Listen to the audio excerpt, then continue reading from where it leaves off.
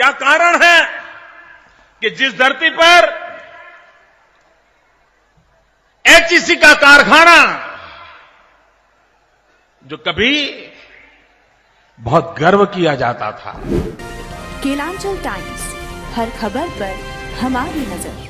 2023 और 24 का बजट पेश किया गया है। इसमें कहीं पर भी झारखंड को नहीं रखा गया, ना ही रोजगार को लेकर रखा गया है, ना ही नौकरी को लेकर, किसी भी चीज के लिए नहीं। और एचईसी का तो कहीं नामो निशान नहीं है। तो इसके बारे में क्या कहना चाहेंगे केंद्र सरकार से कि आने वाले साल में 24 की ये जो रणनीति है पूरी तरह से चुनाव को लेकर बनाई गई है?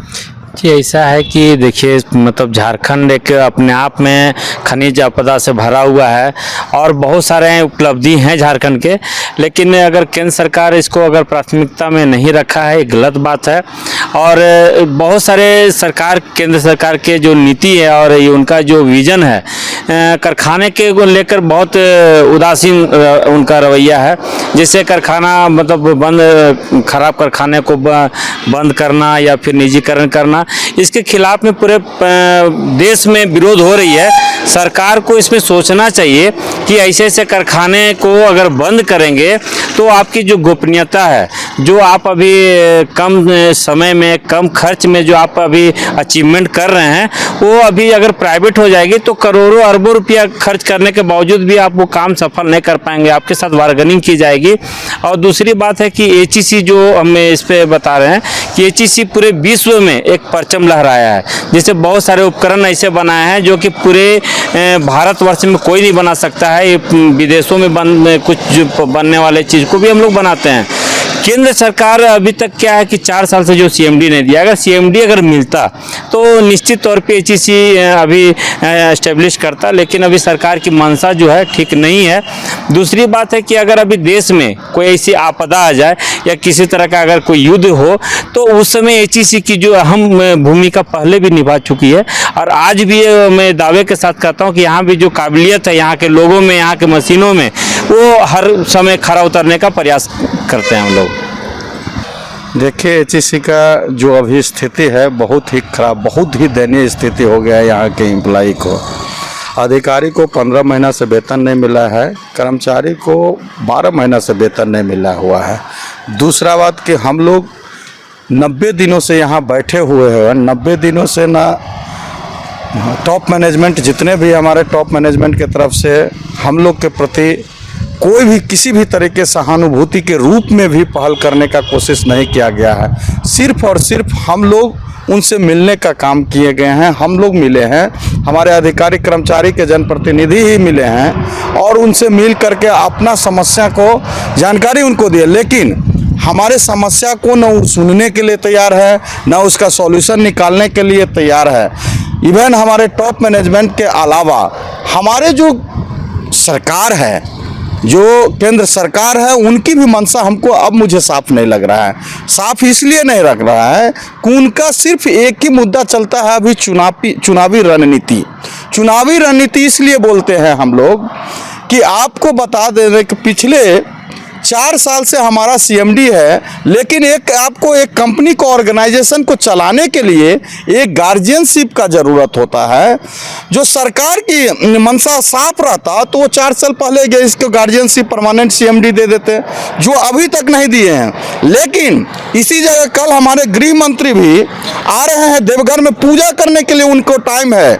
उनको यहीं आए थे, चाईबासा के पास भी आए थे, तो उनको यहाँ आने के लिए टाइम है। लेकिन इतनी बड़ी औद्योगिक संस्थान, जो उद्योगों को जननी कहा जाता है, जो भारत की अर्थव्यवस्था को मजबूत करता है, उसको बचाने के लिए न भारी उद्योग मंत्रालय यहाँ विजिट किए हैं, न प्रधानमंत्री विजिट किए हुए हैं, और न गृह मंत्री विजिट कर रहे हैं। मतलब भारत सरकार के भी मंशा मुझे साफ लग रहा है कि कारखाना बेच दो, जमीन हथिया लो।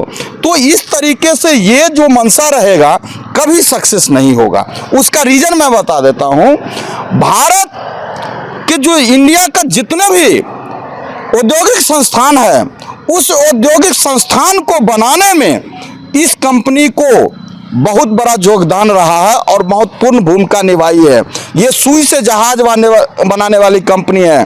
बोकारो स्टील प्लांट को इसने बनाया, भिलाई स्टील प्लांट को इसने बनाया, कोल इंडिया का 75% आधे से कम दाम में यही एचईसी ही सप्लाई करते हैं। उसके बाद इसरो का चंद्रयान, आप देखिए मैडम पीछे जो है, इसरो का चंद्रयान भी यहीं से लॉन्चिंग पैड बनाया गया है, टैंक बनाया हुआ है। तो आप इस कंपनी को बेच करके आप बेचने से पहले, बंद करने से पहले, एम्प्लॉय को दुर्गति करने से, दुर्दशा इस तरीके से रोड पर लाने से पहले आपको देखना चाहिए, प्लांट विजिट करना चाहिए कि दोबारा इस इंडिया में ये इतनी बड़ी औद्योगिक संस्थान बन सकता है, हम बना सकते हैं। जो आदमी 8 सालों में एक कुर्सी के सत्ता में बैठे हुए एक औद्योगिक संस्थान नहीं बना सकते हैं कि आपको बेचने का अधिकार है। ये माँ है, इस माँ को यदि कोई मारने का काम करता है तो इससे बड़ा तकलीफ नहीं होगा। इस माँ को 3500 परिवार को ये माँ फीडिंग करती है, ये माँ जन्म दी हुई है और 3500 परिवार मिलकर के इस घर में 150 के आसपास, 1.5 लाख के आसपास यहाँ एम्प्लॉय आश्रित है। तो इतनी बड़ी समस्या को लेकर के आज तक ने, आपको मैं एक समस्या बताना चाह रहा हूँ, 15 महीना से वेतन नहीं मिलने कर कारण यहाँ लोग रोड पर आ गए हैं, अपना हॉस्पिटल में इलाज नहीं करवा पा रहे हैं, इलाज के दौरान जो मर जाता है उसको लाश नहीं आने देते हैं। अभी आपको बता देते हैं, कलकत्ता में हमारे एक रोशन कुमार शास्त्री थे, जो वो मर गए, उनको डेड बॉडी कलकत्ता से यहाँ नहीं ला देने, क्यों? उसकी सैलरी टाइम पर नहीं मिला तो उसको 18 लाख रुपया का रिप्लाई आया। यहाँ के जनप्रतिनिधि ने एक सहयोग के माध्यम से, हम लोगों ने उनसे मिला कि आप इसको लाश को आने दीजिए, तो अब यहाँ लाश आए। हमारे एक साथी की माँ मर गई, पैसा के अभाव में माँ मर गया। एक साथी की मिसेज 35 वर्ष की अवस्था में, उनके 2 छोटे छोटे बच्चे जब स्कूल में पढ़ रहे हैं, उसके 35 वर्ष की अवस्था में मर गए, पैसा के अभाव में, सैलरी के अभाव में उनको डिक्की में लाश ले जाना पड़ा। तो ये दुर्दशा देखने के लिए आप नहीं आ रहे हैं, लेकिन चुनाव की रणनीति तैयार करने के लिए आप आ रहे हैं, देवघर आ रहे हैं, चाईबासा आ रहे हैं, हजारीबाग आएंगे। तो ये सब सॉल्यूशन नहीं है, उनको संज्ञान में लेना चाहिए। हमने राष्ट्रपति को भी लेटर लिखा है, प्रधानमंत्री को भी प्रतिलिपि दिया है, भारी उद्योग मंत्रालय को दिया है, यहाँ के तमाम उच्च पदाधिकारी, उच्च मैनेजमेंट को दिए हुए हैं। इसके बावजूद भी नहीं, मानवाधिकार आयोग को दिए हुए हैं, चीफ जस्टिस ऑफ इंडिया को दिया है, चीफ जस्टिस ऑफ यहाँ के इवन चीफ मिनिस्टर को भी दिए हुए हैं।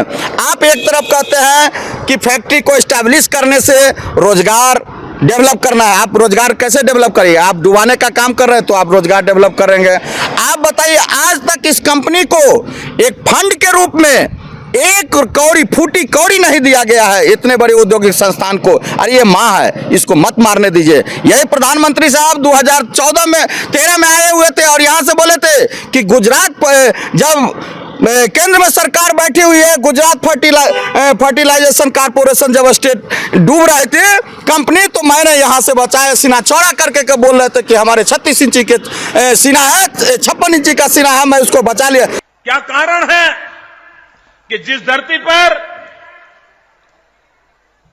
एचईसी का कारखाना, जो कभी बहुत गर्व किया जाता था, विकास की धरोहर के रूप में माना जाता था, क्या कारण हुआ? वो भी लड़खड़ा गया। बेरोजगारी का मंजर मंडराने लगा। क्यों? मूल कारण यह है भाई बहन, न इनको विकास की चिंता है, न इनको सुशासन की चिंता है। 2001 में जब मुझे गुजरात का दायित्व मिला तो हमारे यहां भी एक सरकारी पीएसयू था, गुजरात स्टेट फर्टिलाइजर कॉर्पोरेशन, और मुझे मेरी पहली मुलाकात में वहां के यूनियन वाले मिलने आए। बोले, मोदी जी इतने साल नौकरी की, जीएसएफसी बंद हो रहा है, हम जाए तो जाए कहां? इस उम्र में हमें नौकरी कौन देगा? मैंने कहा, मुझे 3 वीक दे दीजिए, हम आपको रास्ता क्या हो सकता है उसकी चर्चा करेंगे। मैं नया था, पहला ही दिन था मुख्यमंत्री के नाते। भाइयों बहनों, हिंदुस्तान में पीएसयू जो बनते हैं देखते ही देखते वो लड़खड़ा जाते हैं, गिर पड़ते हैं, या तो उसको बेचने की नौबत आती है या तो उसको ताले लगाने की नौबत आती है और लोग बेरोजगार हो जाते हैं। हमने कहा हम ये दो रास्तों पे नहीं चलेंगे, हम तीसरा रास्ता अपनाएंगे और हमने तय किया कि हमारे उस गुजरात स्टेट फर्टिलाइजर कॉरपोरेशन को हम प्रोफेशनलिज्म की ओर ले जाएंगे। साहब, आप इस संस्थान को बचाइए, आपसे रिक्वेस्ट है, आग्रह है कि इस कंपनी को विजिट करिए और इसको बचाने का कोशिश करिए। इस पर भी यहाँ के राज्य सरकार से भी मैं आग्रह करता हूँ कि आप बोलते हैं कि झारखंड के लोगों को रोजगार देंगे, तो आपने रोजगार कहाँ दिया है? आप ये क्या झारखंड के लोग इस पर आश्रित नहीं है?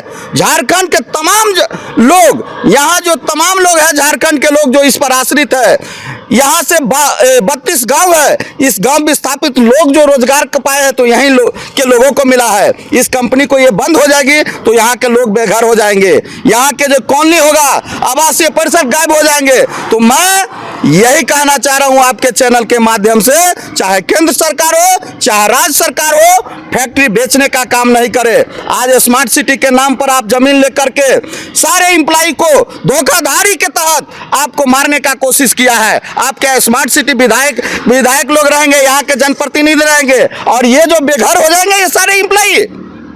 ये ऐसी समस्या है, आप समस्या गिनाने लगेंगे मैडम तो समस्या अनेकों है, लेकिन सॉल्यूशन कोई देने के लिए तैयार नहीं है। हम लोग जितने भी चैनल के माध्यम आए हैं से हुआ है, हम लोग रिक्वेस्ट किया है, बजाते लेटर भी लिखने का काम किया। आपको बता देते हैं, अभी ऐसा हुआ है कि 6 तारीख से सारे बच्चे को स्कूल का नोटिस आ गया है कि आप उसको फी नहीं देंगे तो आपके बच्चे को एग्जाम नहीं देने दिया जाएगा, आपके बच्चे को निकाल दिया जाएगा। तो ऐसी परिस्थिति में बचाइए कि उस बच्चे को क्या गलती है, उसके माता पिता तो गलती के कि इतने बड़े औद्योगिक संस्थान में से आप जा रहे हैं, जाने की तैयारी में करवा रहे हैं ये केंद्र सरकार और राज्य सरकार, लेकिन उस बच्चे को क्या गलती है जिसको नाम कटने के कगार पर है। यहाँ अप्रूव्ड पैसा 1,15 से 20 लाख रुपया, 1,15 से 20 लाख रुपया अप्रूव्ड होने के बावजूद भी फी के नाम पर अभी तक नहीं दिए हैं। कल हम लोगों ने सीएमडी साहब को लेटर लिखा है कि भाई ये पैसा जो अप्रूव था आप उनको अकाउंट में दे दीजिए, उसके बावजूद भी आप नहीं सुन रहे, तो आप क्या करें हम लोग। तो आपको इस परिस्थिति में हम लोग जो लेटर दिए हुए हैं कि 17 जनवरी को लेटर लेके और 17 फरवरी तक हम लोग टाइम दिए हुए हैं। 17 फरवरी के बाद यदि किसी भी कर्मचारी और अधिकारी के साथ कोई भी अप्रिय घटना घटित होती है तो यहाँ के सिर्फ और सिर्फ उच्च प्रबंधन और भारत सरकार और भारत उद्योग मंत्रालय को जिम्मेवारी होगी।